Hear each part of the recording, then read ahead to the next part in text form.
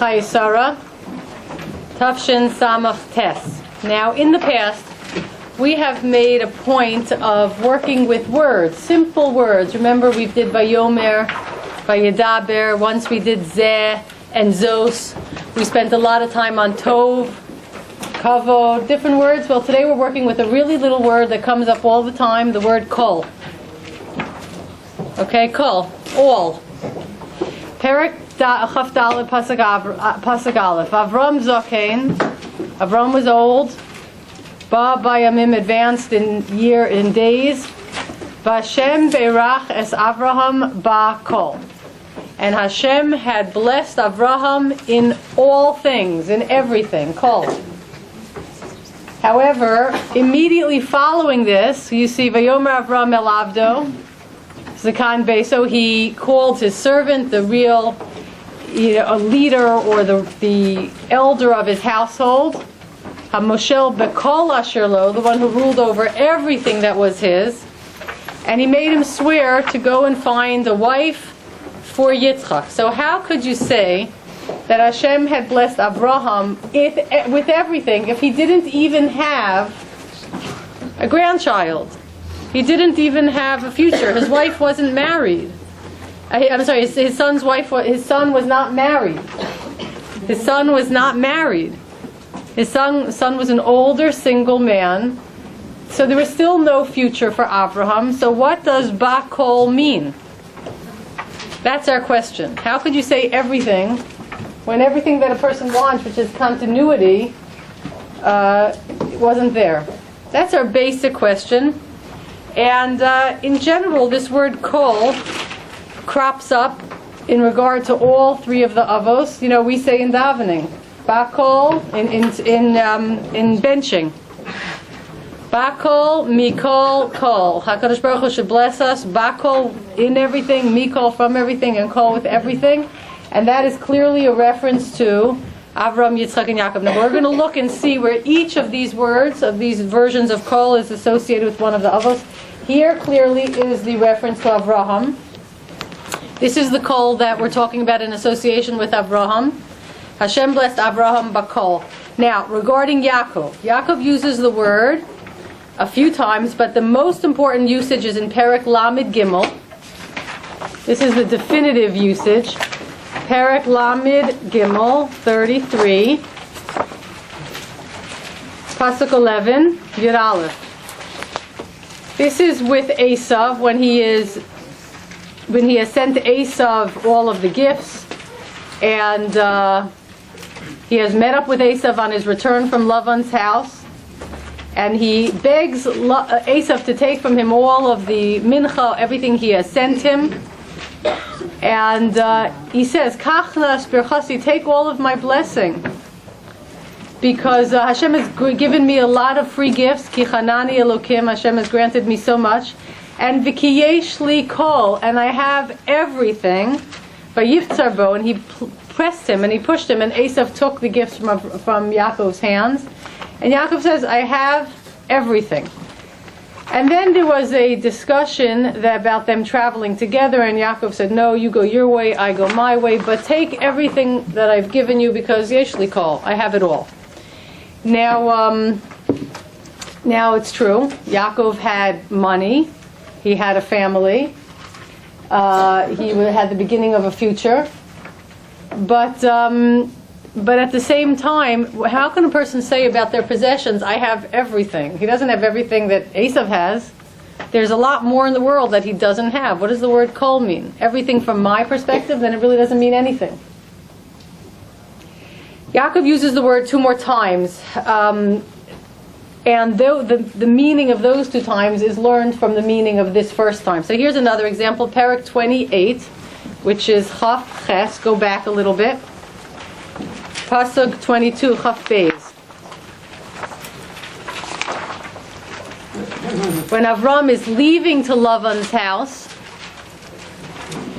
he promises that if he returns safely, he's going to set up this place where he had the dream as a base Hashem, a base Elokim, ultimately a temple for God. He's going to establish this place, and he, in addition, promises V'kol asher titein li, and everything you give me, aser asrenu lach, I will give it back to you. 10% will be given back to you. Everything you give me will be returned to you, portion in a portion. And so he already establishes for himself his responsibility to give back all from everything that Hashem gives him. And again, he uses this word in Perek 32, Lamed Beis, when he meets up with Esav. Perek Lamed Beis, Pasuk 11, Yud Aleph. He meets up with Esav, and he is afraid. This is before he sends him all the gifts, before the first pasuk we mentioned. He's afraid of the danger involved with facing Esav. Esav is coming with an army. He's helpless. He's defenseless. He has women and children.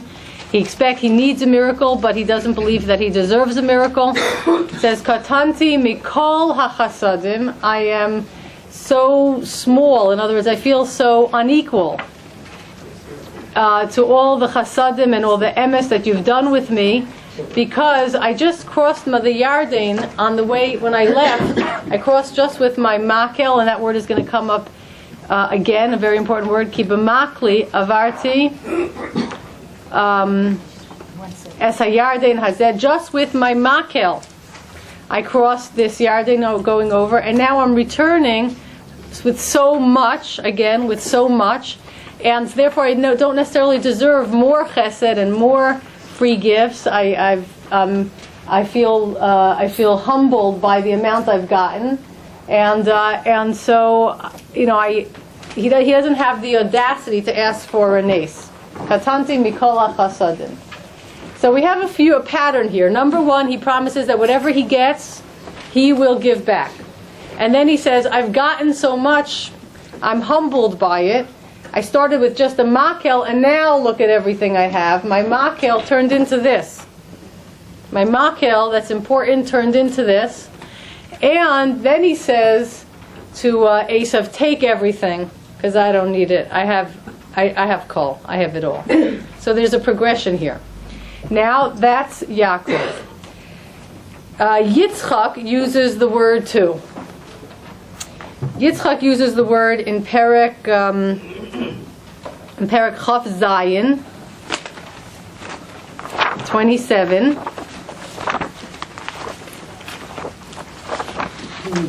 Pasuk Lamed Gimel 33.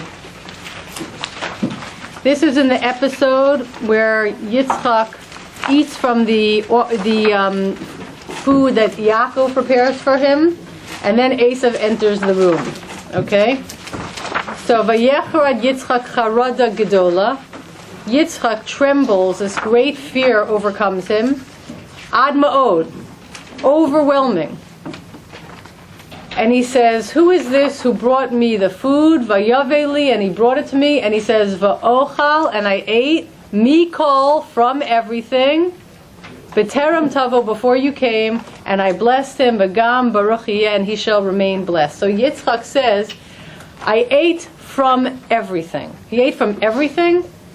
He's just trying to say that he tasted everything that the various dishes Yaakov gave him. Va'achol mikol, and I ate from it all. Why do we need to know that he ate from it all? That he tried every part of the meal? Who cares? So here we go into two statements from Chazal, and this pasuk that he ate from everything. This comes from Bereshis Rabbah, the Medrash. Rabbi Yehuda Omer, Mikol. What do you mean Yitzchak ate Mikol, from everything? As if that's significant. If we just meant it in a pshat kind of way. Obviously means something more. He says he ate Mikol shenivra b'sheshis yemei Bereshis, from everything that was created in the 6 days of creation. Rabbi Nechemya Omer, and the other opinion says, no, he ate Mikol tuv shemutukan l'tzadikim la'atid lavo. He ate from all the good that is waiting for tzadikim in the future world. So Mikol they see as all of Olam Hazeh and all of Olam Haba. And Yitzchak tasted it all, Mikol. In regard to Yaakov, there's a very similar a similar expression. Here is... Excuse me, where's that expression that you just said? Bereshis Rabbah. Here with Yaakov, Yesh li kol. This is called from Or Ha'afela. Nemar ba'Avram bakol, v'nemar b'Yitzchak mikol, v'nemar b'Yaakov v'chayesh li kol, l'lamedcha, to teach you. Shenisbarchu b'chol davar ba'olam hazeh u'la'olam haba. This means everything in olam hazeh and in olam haba. Now, what does that mean? Nobody can take advantage of, can make use of, can taste, can get their hands on everything in olam hazeh and everything in olam haba. So kol is a huge word. Our job now is to try to get to the bottom of that. What does kol mean? What does it mean they had from everything? When Yaakov said, Yesh li kol, I have everything in this world and every single thing in the next world. Does it just mean he's in a psychologically healthy place, that he feels satisfied? Is that all it's trying to say? I have what I need. It's got to be more than that. First of all, does a person ever have what they need? Think about it. We say a person should be someach bechelko. But what do we mean by that? Be happy with what you have. You have what you need. We say in the brachas in the morning, Sha'asa li kol tzarki. You've given me everything I need. Is that true? Does anyone have everything they need? Let's say a person has enough food and enough clothing. So those needs are taken care of. Okay? But does a person ever have all the knowledge they need? Does a person always have all of the Yira Shamayim they need? Does a person have all of the Avas Hashem they need? There's nowhere else to go? What does Someach B'chelko mean anyway? Does Someach B'chelko mean that a person should cut their initiative, at a certain point and say, I don't need anything else? We don't believe that, even not in spiritual things, and not even in physical things. What does Someach B'chelko mean? That if a person should have no drive once they have just enough food and just enough clothing, they should stop working and not pursue anything else? And what about human initiative and human competition and human ambition? What about that? That's a real thing. So when we say Someach B'chelko, you should be happy with your chelek. Chelek has a very particular definition. It doesn't mean in any area where human beings can endeavor, can try, can gain more. Then you push yourself more and more and more. Because that's the nature of humanity. We'll talk about that more. But there's something called the chelek. And it's not in our hands to change, so you might as well be happy with it. And it's only from HaKadosh Baruch Hu, you might as well accept it and work with it. The chelek of a person is the things that are completely out of their hands. Such as who your parents are, when you were born, what generation, what country, what was going on politically and socially when you grew up in the culture, so what you were exposed to, what you were subjected to, your intellectual ability, your psychic energy, your physical strength, your looks, who your siblings are. All the things that can't be changed are a person's chelek. They are what HaKadosh Baruch Hu decides will be the person's lot in life. It's bidei shamayim, hakol bidei shamayim. That's the kol, that's bidei shamayim. That's all. That's everything that's bidei shamayim. Those things, a person should be someach b'chelko, should be happy with what they have and work with what they have. And that's what we mean when we say sha'asa li kol tzarki. I'm exactly where I'm supposed to be. Have emunah in HaKadosh Baruch Hu that I'm exactly in the situation that I'm supposed to be in, and this is my reality. These are the conditions of my life. This is how things worked out for me because it was inevitable, because of where I came from and where I started and how I was pushed along the road. This is it. This is where I came to. This is where I am now. That a person is someach b'chelko. But in any area where more can be done, there's no Jewish ethic not to do more. We know that there's no rule that if a person has enough money or extra money, they should stop and not amass more money. We say amass as much money as you want, as long as you use it correctly and you make a Kiddush Hashem with it. It's all good. It's all good. Every physical thing, all material things, all acquisitions, if used correctly, are good. So first of all, the concept of that saying yesh li kol, I have everything, can't mean I'm satisfied with what I have. No human being just stops and says, that's it, done, no more ambition.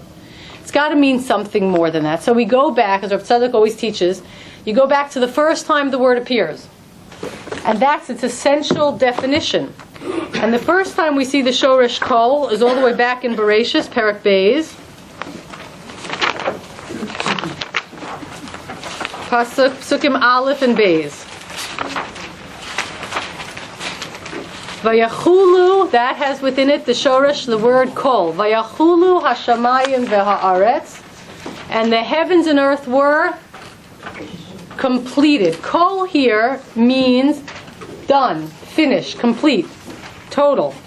All of it was in place. All of Olam Hazeh, all of Sheshis Mei Bereshis, which is what we saw regarding Yitzchak. He tasted from everything in Sheshis Mei Bereshis and everything that's waiting in Shemayim. So the first call here is Vayachulu Hashemayim Va'aretz. All the work of Sheshis Mei Bereshis, the physical, material world, is complete. It totally exists. It's over.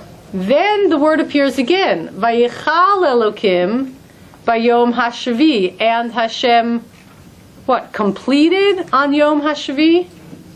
That he worked, so he did make something on Yom Hashvi. Hashem did do avodah on Yom Hashvi. He did something that was completed on Yom Hashvi, but we know that he didn't work on Yom Hashvi. It was the day of Menucha. So what we're getting at here is that the word Vayichal, with the Shoresh Kol, Vayichal Bayo Elokim Bayom Hashvi.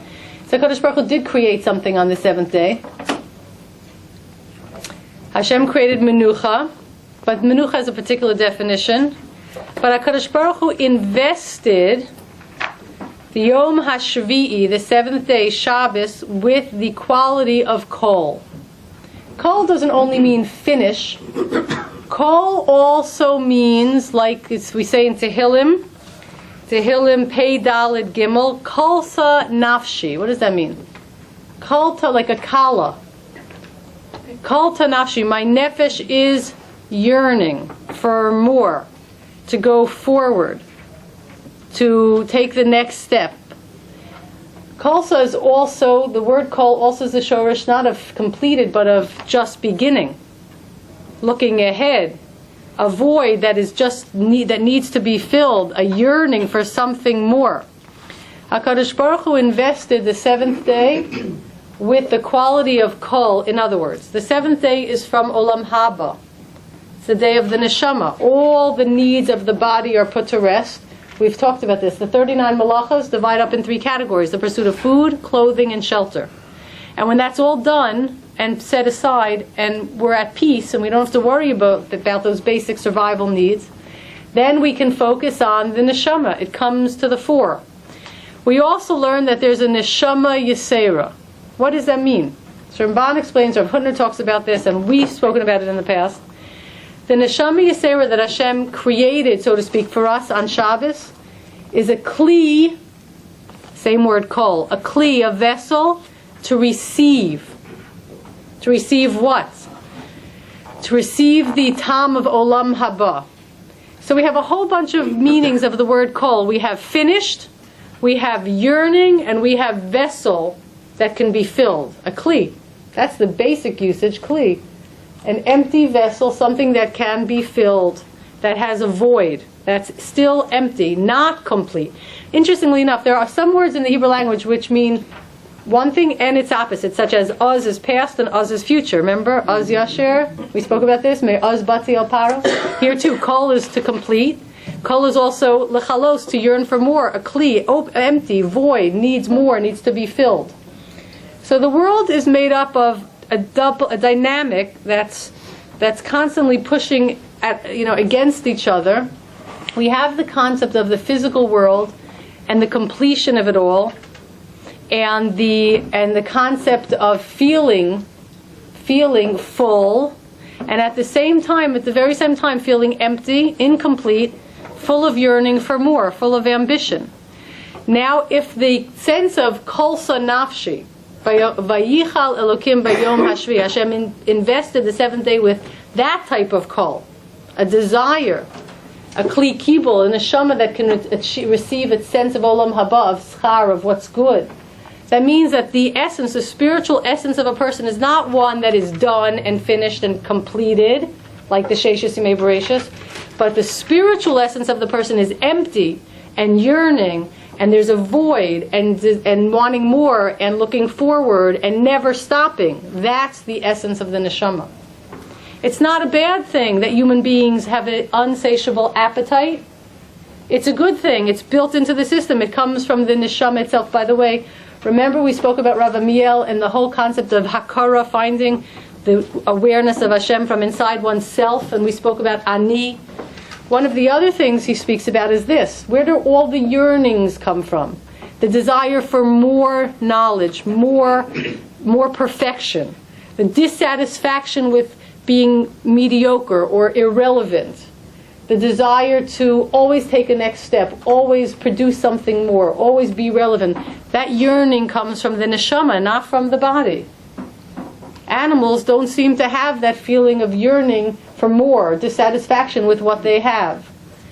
So the concept of vayachulu, call, comes from Shabbos, the essential idea of the neshama always yearning for more. Akala too.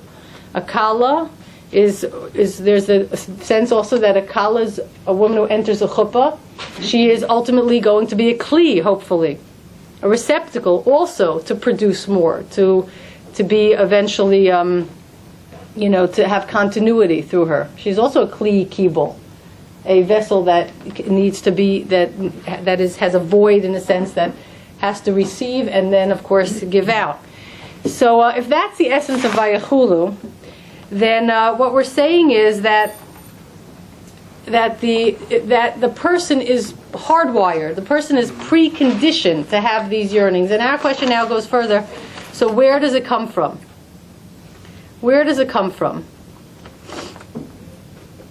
So it comes from the very essence of the Bria. The Kliyakar in Bereshis. Kliyakar in Bereshis, Perak Aleph Pasuk Vav, on the words, Vayomer Elokim, Yehi Rakia Besoch Hamayim, there should be some type of firmament in the water, and it's Mavdil Ben Mayim Lamayim. Okay, so here now we're going to read a Gemara, Gemara Chagiga, the second Perak, and this is a Gemara that is striking in that it's bizarrely accurate in terms of what's going on in science today, but again, all these midrashim aren't really scientific information. They're really moral and ethical information, but yet what's used, the information given to us, also has, as science develops, some close connections to what's going on. So here's what Kliyakar says. He brings down this Gemara. Amarav Yehuda Amarav. Bisha Shabara HaKadosh Baruch Hu es ha'olam, when HaKadosh Baruch Hu was creating the world. Hayamarchiv v'holech, it was expanding and going and increasing. Kishtei pikiyos shel shasi, like two pieces of yarn that you're spinning out of a loom, as if there's a ball or the source of the the wool or whatever you're spinning, and as you're spinning it, the strings get longer and longer and longer and just keep going. So the world was expanding like two long strings, in a sense, coming out of a loom. And Ad Shagarbo, HaKadosh Baruch Hu, in a sense, frightened the world, and it stopped. Vehemido, and it stopped in its place. Shenemar, and he brings a proof here. Amudei Shemayim Yerofafu v'Yismohu Megaraso, they stopped in their place. Behind Dam Reish Lakish, Rav Reish Lakish says, what it says, Ani Kel Shakai, when Hashem calls himself Shakai, that word Shakai means, and Yokai is really die, the word means, Anihu, I'm the one, Sha'amarti la'olam die. I said die. The world was expanding and expanding and spinning out like two long strings, and I said die. That was Hashem terrified the world, said die, enough, and everything came to a halt. Amar Shlakish, B'shah shabar Kadosh Baruch Hu es hayam, when Hashem created the yam, hayamarchiv v'holech. It's not just talking about the Shemayim v'aretz, but in addition, the yam. When Hashem made the yam, it was going and extending and getting greater and greater, and almost to the point that it would be the whole world. At shagar bo Kadosh Baruch Hu, same way Hashem stopped it, terrified it, v'yavoshu, and it dried up. Shenemar, goer b'yam v'yav shehu v'chal hanahoras hichriv HaKadosh Baruch Hu terrified the Yam and it stopped, it dried up, it was contained. Now what does this mean? First of all, this Gemara was written thousands of years ago, about 2,000 years ago at least, right?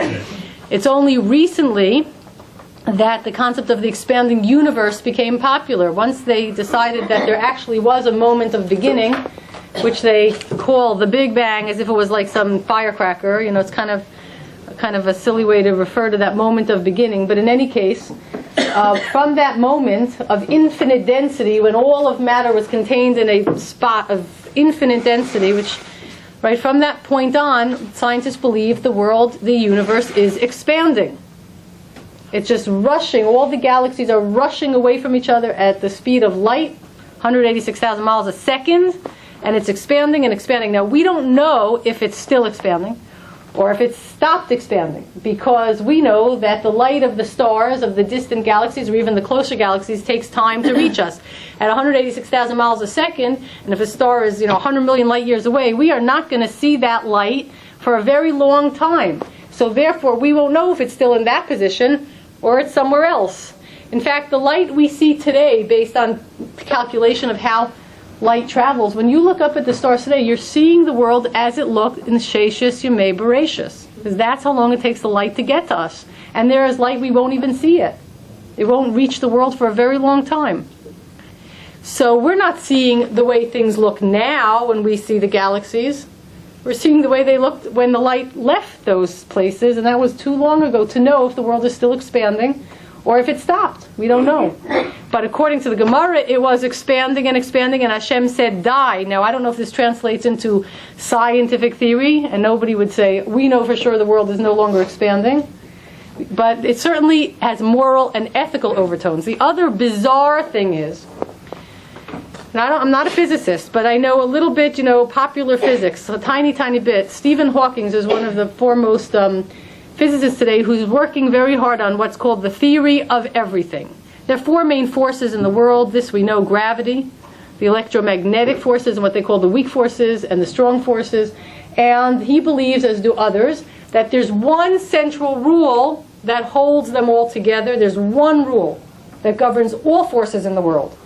One of the major candidates for that rule is called the string theory, which is a very complicated theory, but basically there's a one-dimensional string-like source or force that somehow defines or could explain the whole world, the whole theory of everything. It's called the string theory. It's strange. Chazal talk about the world as if it were two strings of yarn expanding from a loom as they were being spun, as the yarn is being spun until Hashem said die.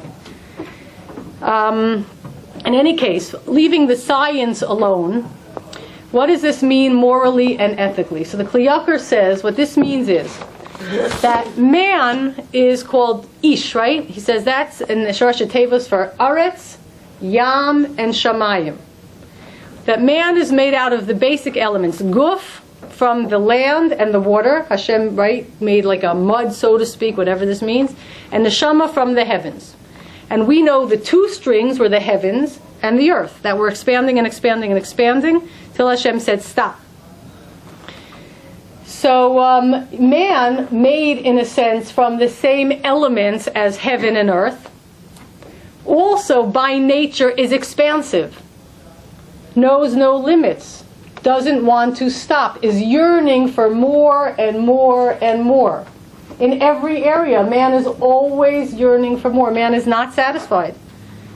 Man is always looking for more knowledge, more perfection, more power, more control, more ability to influence the future events. It's on the most basic level. People just want more things. It's on a more sophisticated level, more intellectual level for intellectuals, more emotional level for passionate people, more passionate experiences. Why do people flirt with death? Do crazy things that they come within an inch of dying? Because they're looking for the next thrill and the next excitement and more, the feeling of being alive more acutely, more intensely felt. People are always looking for the next, frontier. That is natural to humanity. And the truth is, if not, Kli Yakar says, for our Torah, for the limits that Hashem sets on us, there would be no end to the places people would go. There's no limits. It's only the Torah that stops us in our tracks and says, Ad Kan, die. Die, that's it. Enough, you can't go further than this. You can't expand more into those areas that you want to. You can't reach into those areas. You have to stop. Those are out of your limits. This applies in Gashmias and for sure in Ruchnias. For example, what did Hashem tell Moshe when he came close to the sneh? Al tikrav halom, don't come any closer. It's out of your range. You can't approach anymore. You have to hold yourself back. Nadav and Avihu, they couldn't hold themselves back. The Ruchnias was like a magnet that was so powerfully attracting to them. They didn't care if they gave up their whole life, and they did. Their neshamas could not survive the experience. They were, in a sense, drawn to that magnet out of their bodies. So in Ruchnias too, man knows no limits. Man wants to go further. Man wants to understand more. Man wants to be more spiritual, more connected to HaKadosh Baruch Hu, and in Gashmias also. The yearning of man, it's a positive thing. It's a healthy thing. That's Vayachu. That's the essence of Shabbos, and we yearn on Shabbos hopefully for Ruchnias. That's what we're given an opportunity to direct our yearnings for those things, to feel the pleasure of them, the excitement, and direct our yearning in that way. That's Vayachal Elokim Bayom Hashvi. Put the feeling of kol, of kalsa nafshi. But now we get a little further. That's yearning. What about kli? Kli. So the connection between the concept of kli or kol, yeshli kol, and kalsa nafshi is that if a person is truly yearning and yearning in the right direction for a more of a spiritual existence, more of an eternal existence, more truth, more feeling alive in a spiritual way, not necessarily in a physical way, then every single thing they have access to in the material world or in the intellectual world or in the emotional world becomes a kli, a vessel to that end, can be used, turned around, directed to some end. If I'm yearning for a knowledge of Hashem, then every experience I go through and everything I have can somehow teach me, bring me closer. Everything can be turned into a kli, to be filled with what I'm truly yearning for, which is a sense of being alive in Ruchnias. So when Avram says, when it says V'Hashem Berech as Avram Bakol, he blessed him with kol, and then he went to find a wife for Yitzchak, and then after he found a wife for Yitzchak, what did he do? Avram was an old man. He was good. He got his son married. His future is hopefully secure. What did he do then? Got married again. He got married again. What did he need that for? Why did he need to do that? He got married again and had more children. Vashem Berachas Avram Bakol, the greatest blessing of all the blessings is to always be filled with a feeling of that there's a kli to be filled. There's more to do. There's more I can accomplish. To feel productive. That is the greatest blessing of all. To feel I can still go further. There's more to accomplish. It's not over. I have work yet ahead of me. That feeling fills a person with life, with optimism, ambition. That is a bracha. Vashem Berach as Avram Bakol, he blessed him with the concept of a kli, of being a vessel to still needs to be filled. He went ahead, found a wife for his son, got married, had more children at an old age, and taught them the ways, his ways, his ideas. Eventually he sent them eastward. We talked about that. And that's the bracha. Now, this idea comes from the Mea Shiloach, the Ishbitzer. The Ishbitzer talks about the idea that the greatest bracha of all is the bracha of feeling like kalsa nafshi, there's more to yearn for, that I'm still a kli, I can still fill it up, I have still what to do, still more to produce. And he brings a raya to this concept from Shlomo HaMelech in Koheles, Perek Beis. Shlomo Melech says, after he talks about everything that he had experienced, everything he tried, everything he lived through, everything that he thought might be satisfying to man, and nothing was, he says in Perek Beis, Pasuk 10, and all that my eyes desired, I did not deprive them. Right? V'chol asher shalu einai lo atzalti mehem. Everything I saw that I desired, that I wanted to try out to see, will this bring me satisfaction? I tried it. V'lo manatias libi mikol simcha. And I did not deprive my heart of any joy. I did everything. It says, Ki libi sameach mikol amali. My heart was happy with all of my toil, all my work. Then he says the following statement. V'zeh, and this, hayachelki mikol amali. And this was my portion for all of my toil. Now, Chazal really go to work here. And this, what's the zeh? What's the zeh? And this, like he's showing something. This, here's something he can show. This, that's my chelek. Remember we said Samech v'chelko? That's my chelek, mikol amali, from all my work. So the Gemara says here the following. Zeh chelki. The Gemara says the following. Let me find it. He says, this is from Gittin. He says, Rav and Shmuel differ. One says, Zeh, that is his staff, his makel. This is my chelek. From all that I did, I have my makel. That's what I have left. We'll talk about that in a minute. And one says, Kido, his cup, an earthenware cup, which people drink from, which should be filled. So it's either his makel or his kli. Now, what is a makel and what is a kli, and what is this about? So there's a medrash, another medrash, and it's not meant to be taken literally. That Shlomo Melech had everything. He had everything a human being could amass in this world, in every area. And then he became filled with it. So HaKadosh Baruch Hu chose one of the Malachim Ashmidai, says he threw him to the other side of the world, and he took away his ring so nobody knew he was Shlomo. And Shlomo walked around with his makel and his cup, begging for money, saying, I'm Shlomo, this is who I am. Now what does that mean? It means that after all of his life, after the man who knew the most, who had the most, who indulged in every single thing, to see if that's what would bring man satisfaction, in the end, nothing defined him. He had no signet ring. Nothing defined him. He was left with his makel and his kli. That's it. And that's what we mean when we say, Zeh chelki, this is my chelek, mikol amalai, from all my effort. What is his chelek? So, the Ishbitzer, the Meshaloch, says that the makel, he gives examples, is a reference to life itself. Makel is my life force, that I'm here. And my kli is that I have something more to accomplish. In the end, that I exist and I can still do something here. I can still be productive. That's the sum total of everything. Do you want to know what makes a person satisfied? Not everything Shlomo amassed, but he has a makel, his life, to something to lean on, and he has a kli. He has an opportunity to fill up a void, to produce something more. In the end, that's everything.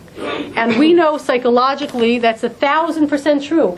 A person doesn't have to have a lot of stuff to be happy and satisfied. Satisfaction comes from being productive, feeling as if you are relevant and you have something to offer and something to contribute. That makes a person happy. So here, what we're saying is that Hashem Birachas Avram Bakol, he was given his life, he still was alive, and he had an opportunity for more. Yitzchak says, he came with the food, v'achol mikol, and I ate from everything. And the Medrash we said, remember, says, from everything in Sheishis May Bereshis, and everything in Olam Haba. What does it mean? Yitzchak is saying, and maybe we'll speak about this further when we get there, Yitzchak is saying that all things of Olam Hazeh I used only as a kli. And therefore I truly enjoyed Olam Hazeh. I truly ate from everything in Olam Hazeh because I used it for the right purpose. And Therefore, if everything in Olam Hazeh is used correctly, then it is Olam Haba. It's also all of Olam Haba. The funny thing is this: we sometimes think that because we're limited and we can't eat everything we want to, we can't say everything we want to, we can't go everywhere we want to, and we can't do all the things we want to, we have limits, that we don't have so much Olam Hazeh, but we have Olam Haba. It's exactly the opposite. If you go just to the store, and as you're checking out, not in the kosher stores, but in the regular stores, where they have the tabloids, right, and all the newspapers, and you see all the people that have all of Olam Hazeh, they don't have decent relationships, not with their wives, not with their husbands, not with their kids, not with their parents. They're miserable from top to bottom. The whole country's on Prozac. People don't know how to, they don't have Olam Hazeh. They don't have Olam Hazeh. They have misery, frustration, bitterness, disappointment. There's no Olam Hazeh. If it's all about how much money I have and my looks, that goes away. Somebody's going to be prettier in a few years, and no actress will come up, and then I'm not important. Look at Julie Andrews, the most magnificent, gorgeous, exceptional person, and she's not, there's a new person in her place. I don't know if anyone will compare to her, but I'm just saying everybody passes on. So if this world is about those things, there's only misery. If a person, with their limits, we have Shabbos, where we don't, do certain things, but we have the time with the family, with the children, with the meal, with the shir, with shul, we have Olam Hazeh, we have Pesach, we have even modesty, we have dignity. We're treated as people. When we restrain ourselves, when we limit ourselves, we become people of wisdom, people who are generous of spirit, not people who are constantly looking the negative, looking at bitter, feeling taken advantage of. Not everything is coming to me, not everything is mine. When we live according to our limits, the limits on our thoughts, the limits on what we say, the limits on what we do, we have Olam Hazeh. We have this world because it makes this world more satisfying. So Yitzchak says, I've used everything in this world for the right reason. So I have so I enjoyed Olam Hazeh. I ate from everything in Olam Hazeh. And I ate, and I have Olam Haba too. And then eventually Yaakov, we quoted three things about Yaakov. First he says, whatever you give me, mikol, whatever you give me, I'll give it back to you. That's the definition of kol. Kol is, I see it's a kli, to be used for your service. And then he says, b'makli avarti es hayarden hazeh. I only cross this yarden with what? My life force, my ideas, my essence, what I stood for. And now look what I have. And he's not just talking about his physical possessions and his family. It's the future of Klal Yisrael. It's the ultimate kli. It's the ultimate vessel. And then he says to Esav, take all this physical stuff because I have kol. I have kol. In other words, when a person feels that they have kol, they're not saying, I have everything in the whole wide world. Nobody has that. And they're not saying, I have no more ambition and I'm satisfied and I don't care and I'm not pushing anymore. What they're saying is, Yesh li kol, everything I have is a kli. And therefore, everything I have is what I need. It's called tzarki. You've given me everything that I need, then to turn it into something that works in return for HaKadosh Baruch Hu. That's what I have. And that helps us also understand something about Sarah and the Mishkan and the Beis HaMikdash. There were three miracles in Sarah's tent. Right? Bracha be'isa. There was Ner Dolok me Erev Shabbos at Erev Shabbos, and there was an anan, a cloud over the tent. And we know these three miracles took place again in the Beis HaMikdash. There was a blessing in the dough, which means a little bit satisfied a person.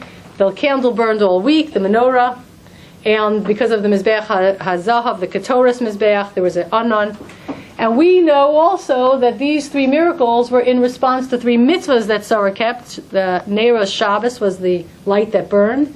The Taras HaMishpacha was the cloud of holiness over the tent. And the mitzvah of challah, or bread, was the source of the miracle of a bracha be'isa. There's a bracha in her dough. The bracha in the dough was that a little bit satisfied a person. What that means is, when a person understands that everything they have can be used as a kli, then they don't need everything Whatever they have can be used. They can work with it.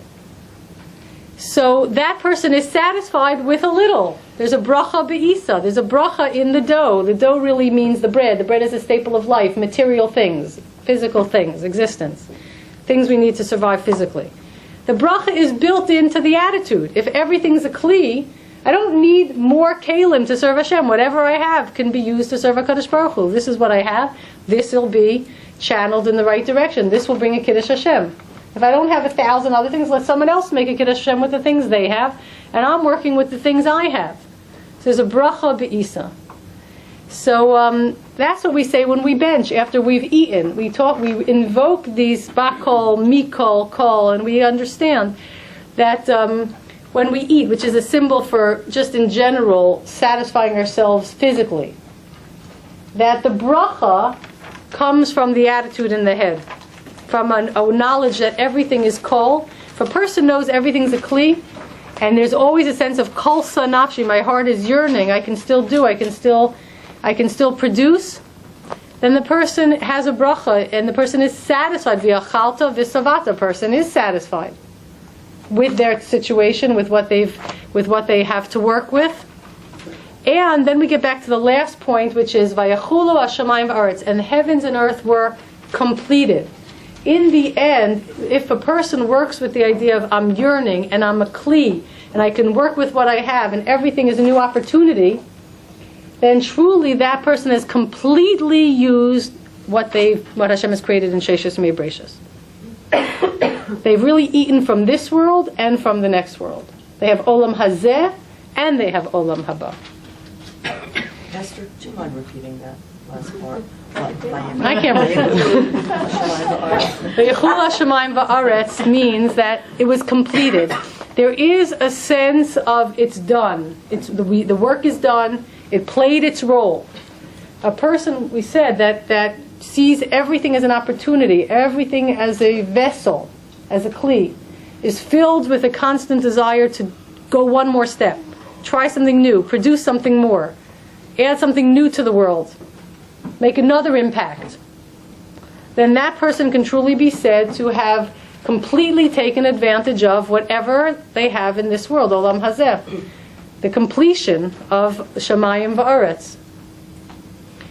And at the same time, we know that despite the fact that the natural human tendency, because we come from Eretz, Shamayim, right? Eretz and Yam and Shamayim, is to yearn for more, to expand more, to want everything. We also know that the HaKadosh Baruch Hu sets limits for how far we go in these areas through the mitzvahs aseh, but primarily the mitzvahs lo aseh, that tell us where we stop. We stop not just in Gashmias, there's a stopping point, but in Ruchnias, believe it or not, as we said, there's also, we should be on the Madriga that we need a stopping point. But there is a stopping point, but never to imagine that the desiring and the yearning and a little bit of the dissatisfaction that we feel that we're not better and more complete and more accomplished is a bad thing. That comes from the neshama. And it spurs us forward. And as we said, the greatest bracha of all is to feel that way and to fill others with that feeling. When a person feels irrelevant or insignificant or low self-esteem, just telling them you're really great doesn't do much. Giving them an opportunity to be productive, to do something of value, to make an impact, to fill a void, that's what makes a person feel blessed. Okay. What about what we just keep saying that? And you have Olam Haba too. What's that called? Olam Haba, we have Olam Haba.